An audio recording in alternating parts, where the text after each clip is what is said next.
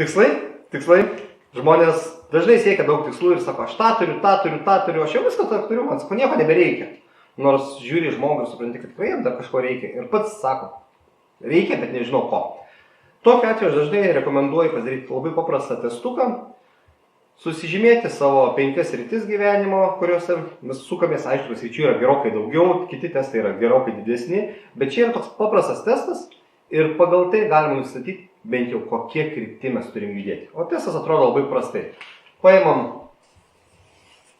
ratą, susidalinam jį į 5 dalis. Viena dalis, čia yra 0. Paimsim paspalvą, kad yra matytųsi. 0. Ir kiekviena grafa galim sudėlioti 10 vienetų. Kokios tos sritys?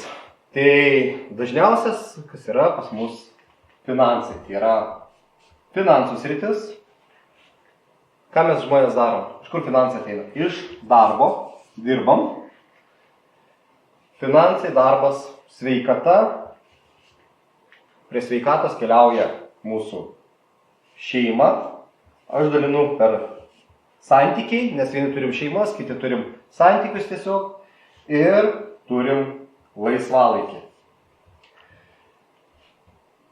Čia yra labai svarbu sąžiningai įsivertinti ir pažiūrėti, kurioje vietoje mes esam ir ką mes darome. Pavyzdžiui, kaip mums patenkina. Čia 0 yra, kai yra blogai, čia 10 yra gerai.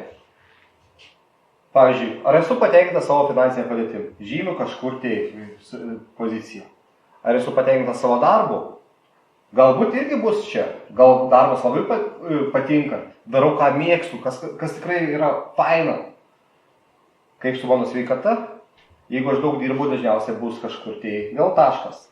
Šeima, santykiai, jeigu daug darbo, greičiausiai bus ir čia kažkas. Laisvalaikis. Ir ką mes gaunam? Mes gaunam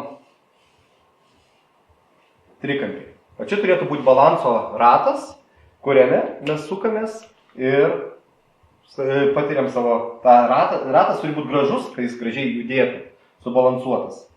Matom savo sritis ir nuo tų sričių mes galim pradėti dirbti. Kaip tai padaryti? Apie kiekvieną iš eilės ir papasakosiu.